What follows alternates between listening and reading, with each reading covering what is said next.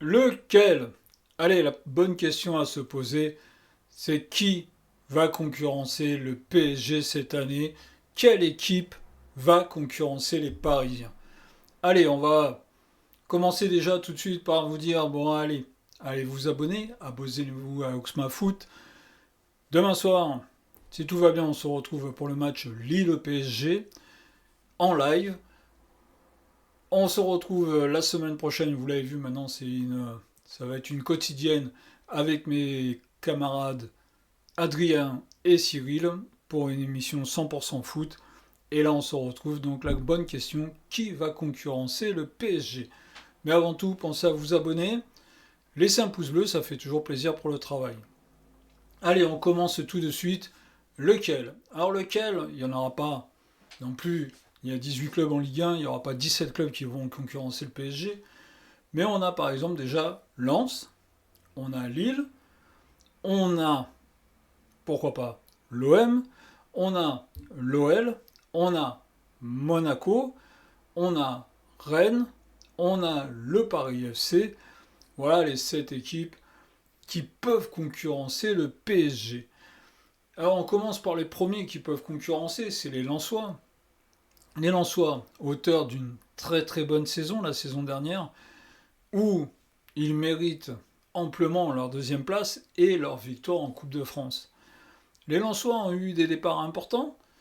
Déjà, pour commencer, le coach, Pierre Sage, qui a quitté le banc lensois pour une aventure en Première Ligue, remplacé par un entraîneur pas trop connu en France, mais qui reste sur la même base de travail que mis par Pierre Sage, avec des départs, le capitaine l'an dernier, Tim Hasson, qui était très très important, et on voit quand même que les Lensois, pour l'instant, grâce à Florian Thauvin et son début de saison sur la première semaine, réalisaient un bon début de match. Alors c'était le sujet, le grand format de l'émission de mardi soir. Est-ce que les Lensois vont confirmer?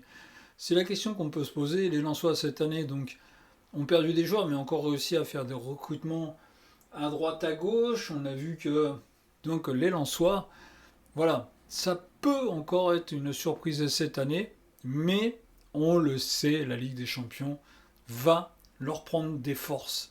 Et ça, cette Ligue des Champions, ça va être très très important. Donc les Lensois sont déjà les concurrents directs du PSG. Aujourd'hui, c'est vraiment l'équipe, on l'a vu l'an dernier, et on a vu encore qu'ils peuvent être les concurrents directs. Les Lensois qui, leur premier match à domicile, se sont imposés 5-2 contre Auxerre. Alors c'est vrai que Auxerre, c'est pas non plus l'équipe qui allait tout casser cette année. Les Lensois, deuxième match, ils vont à l'extérieur. Bon, ils vont à Strasbourg. Strasbourg, c'est pas non plus. On va le voir avec un autre match. Mais bon, voilà. Et puis, surtout, leur victoire au Trophée des Champions 1-0 contre le PSG, même si ça a été une victoire un peu tirée par les cheveux, mais ça a été une victoire quand même. Est-ce qu'ils lancent bien leur saison? Après, derrière, on a aussi les Nordiques de Lille.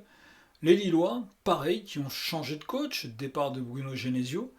Arrivée de David Ancelotti, le fils de Carlo Ancelotti, pareil, toujours adjoint de son père. Alors c'est vrai que c'était dans un grand club comme le Real de Madrid, où là, on l'a vu à la Coupe du Monde au Brésil.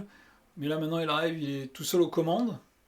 On va voir aussi ce que ça va donner, les Lillois, qui n'ont pas spécialement recruté non plus. Donc on va voir Lille.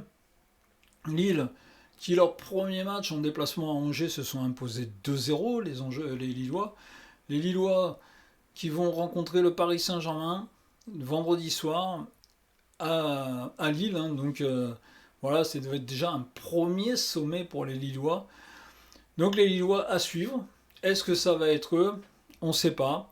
Mais vraiment une saison à suivre. Et aussi la Coupe d'Europe, la Ligue des Champions, peut leur pomper beaucoup d'énergie aussi.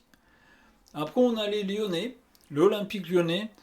Mais l'Olympique Lyonnais, bon voilà, l'an dernier, ça a été un peu la surprise. Ça a été ils ont réalisé une belle saison l'an dernier avec l'Europa League. Et là, ils avaient accroché la quatrième place, synonyme de Ligue des Champions par les tours de qualif. Ils viennent de se faire sortir, c'est tout frais, par Fenerbahçe hier avec une défaite à domicile 2-1. Dommage pour les Lyonnais parce que les Lyonnais ont joué la deuxième mi-temps. La première mi-temps, ils ont oublié de jouer. C'est ce qui a été un peu dommage et c'est ce qui les fait se faire éliminer. après le bon match nul ramené d'Istanbul. Donc les Lyonnais, avec cette élimination prématurée, les Lyonnais se retrouvent malheureusement, il faut vendre, il va falloir vendre. Et un Malik Fofana, et ben hier franchement sur le côté ça a été le faux follet, c'est lui qui a mis le feu et c'est peut-être lui la valeur marchande la plus importante pour les Lyonnais. Donc à mon avis il risque de partir Fofana avec cette élimination prématurée au niveau des préliminaires de la Ligue des Champions.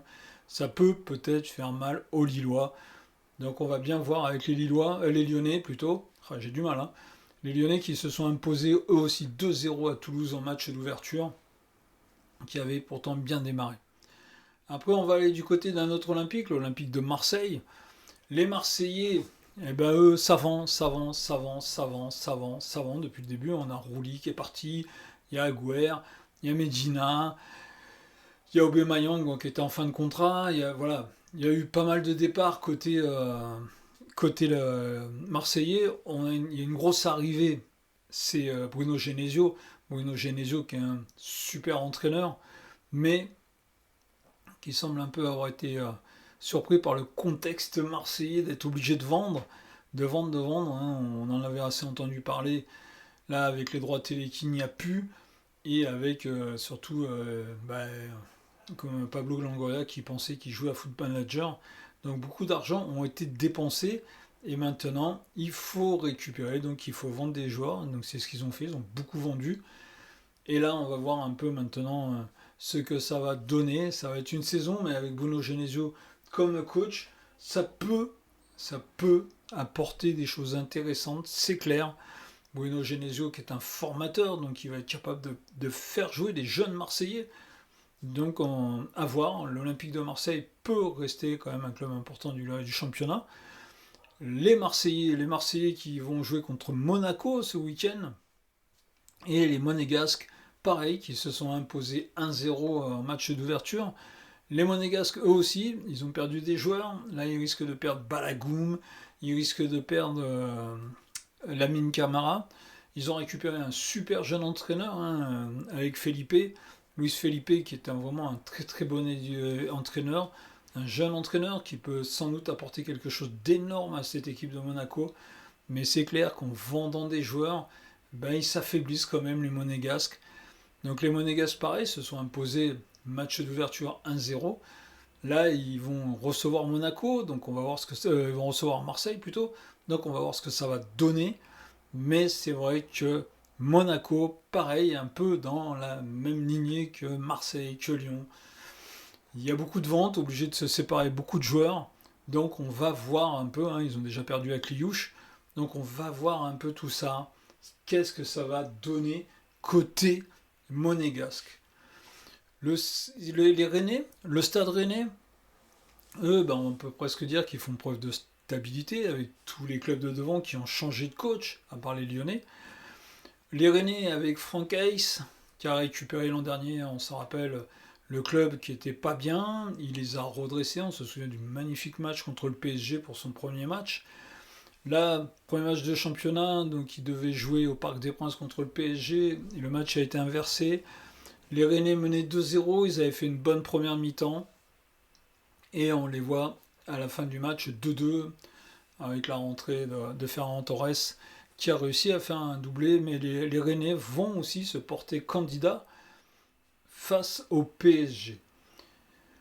Et après, on a l'équipe surprise, pourquoi pas, le Paris FC qui est une équipe qui a un propriétaire qui met de l'argent sur la table. Donc il y a eu des recrues on va dire plus ou moins intelligentes. Je pense qu'ils n'ont pas fait trop n'importe quoi. Ils ont récupéré un coach, Liam Réassort, ça peut être intéressant aussi.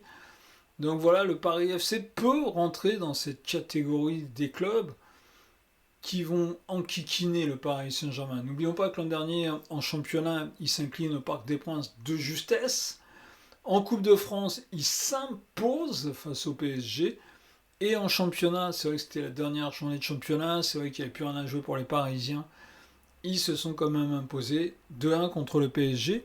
Donc le Paris FC peut peut franchement être cette équipe surprise. Donc la bonne question c'est lequel? Lequel va être là pour challenger le PSG? Le PSG qui n'a pas beaucoup changé dans la forme pour l'instant. Pour l'instant, les Parisiens, ils ont recruté Akliouche, ils ont recruté Ferran Torres, ils ont recruté Götze, l'ailier belge qui arrive d'Amsterdam. Et là, aujourd'hui, on apprend que Bradley Barcola va quitter le PSG pour Liverpool. Donc, moi, franchement, Barcola, c'était un joueur que j'aimais bien. J'aimais bien sa façon de percuter. Donc là, on va voir un peu ce que ça va donner. Et je pense, moi, sur les premiers matchs qu'on a vus contre Aston Villa, contre Lens et contre Rennes, qu'un joueur avec la qualité de percussion de Bradley Barcola, ça aurait été important. Et après, on parle aussi des possibles départs de Brahim Mbaye. Bon, après, on va voir, mais là, apparemment, là, le PSG, en qualité, est un peu plus armé quand même que l'an dernier. Tu as Gonzalo Ramos qui était un très très bon avant-centre. Ferran Torres, je pense que c'est encore un calibre un petit peu au-dessus. Comme Keegan Lynch est un bon joueur, mais je pense que Götze est aussi un calibre un petit peu au-dessus. Donc voilà ce qu'on peut dire. Ce qu'on peut dire, qui va concurrencer le PSG, qui va challenger le PSG.